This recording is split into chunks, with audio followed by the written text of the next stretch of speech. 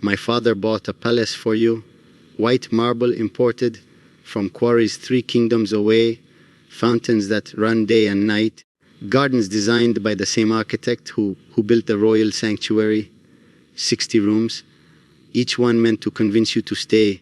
You never even walked through the doors. You want to know the worst part?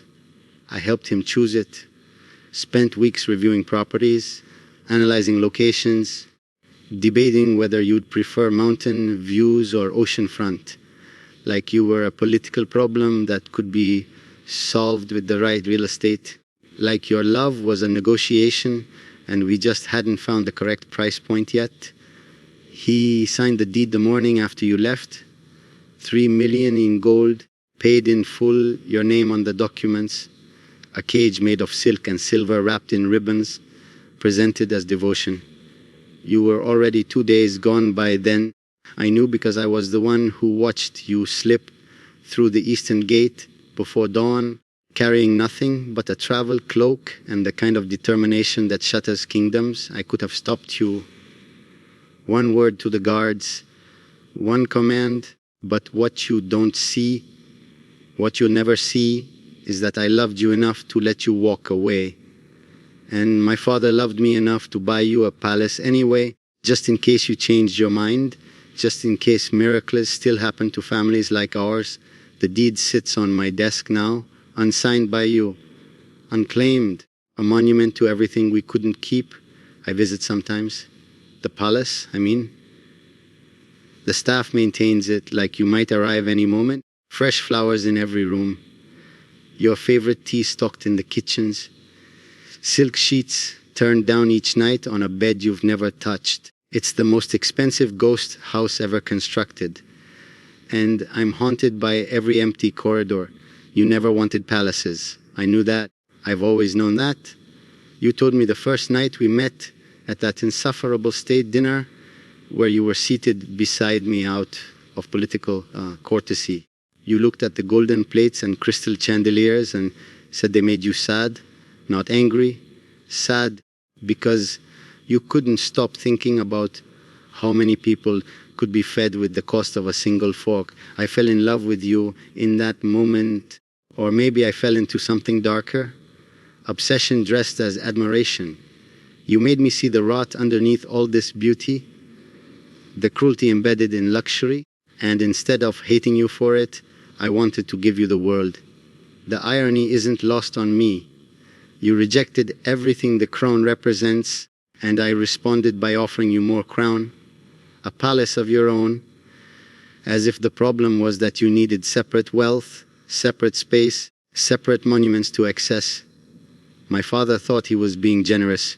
Strategic, yes, but also genuinely trying to help. He's incapable of understanding love that doesn't involve acquisition. In his mind, if you loved me, you'd want what royalty offers: security, comfort, status. And if you didn't want those things, you must not have understood what was available. So he bought you a palace to clarify the offer, to make it undeniable. What he'll never comprehend is that you understood perfectly. You just chose differently. I remember the last conversation we had. You were standing in my private quarters, surrounded by centuries of accumulated wealth, and you asked me a question that still cuts. If you had nothing, would you be anything? I didn't answer. I couldn't, because we both knew the truth. The council thinks the palace is a political maneuver. They've been asking questions. Why did the king purchase property for a common-born woman who's no longer even in the capital? What message does it send to the nobility?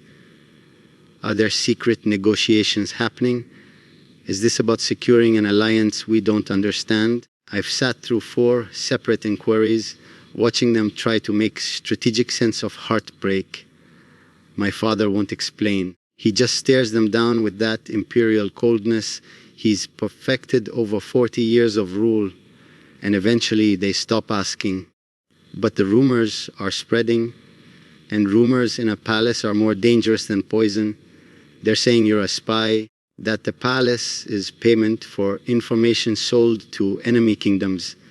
They're saying you're pregnant with my child, hidden away until the birth. They're saying you're a witch who enchanted 2 generations of rulers, and the palace is a prison we've built to contain you.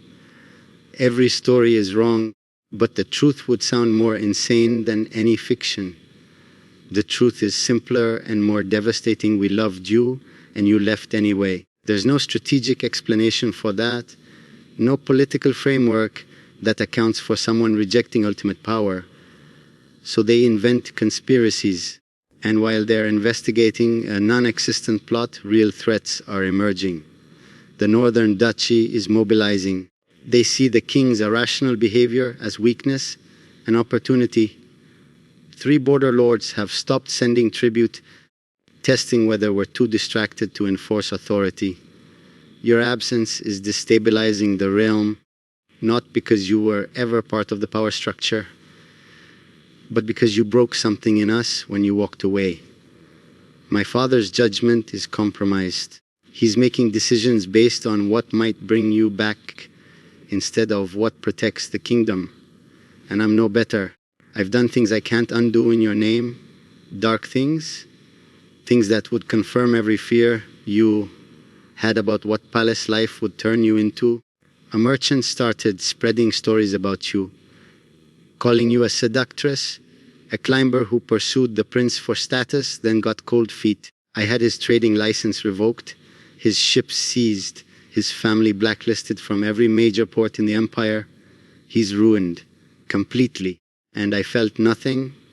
You'd be horrified. You'd see it as exactly the kind of authoritarian cruelty you couldn't stomach. But what you don't understand, what you refuse to stay long enough to learn, is that I'm only capable of mercy when you're beside me. You made me better, softer, more aware of how power crushes people. Without you, I'm just what I was trained to be. A prince who destroys threats without hesitation or remorse. The palace my father bought sits empty, but I filled it with something anyway. Possibilities, fantasies, alternative timelines where you said yes. I walk through those rooms and imagine you in them. Reading in the library, laughing in the gardens, arguing with me about governance and ethics and the cost of every beautiful thing. I furnished entire conversations we'll never have, and still I keep the property, maintained ready, just in case. My father asked me yesterday if we should sell it, cut our losses, move forward. I told him if he touches that palace, I'll abdicate. I meant it. That building is the only tangible proof that what we had was real, that you weren't a hallucination born from isolation and inherited power. The deed with your name is evidence that someone existed who made the king himself believe in love enough to spend a fortune on hope. My father bought a palace for you, and you turned it into a metaphor neither of us can escape.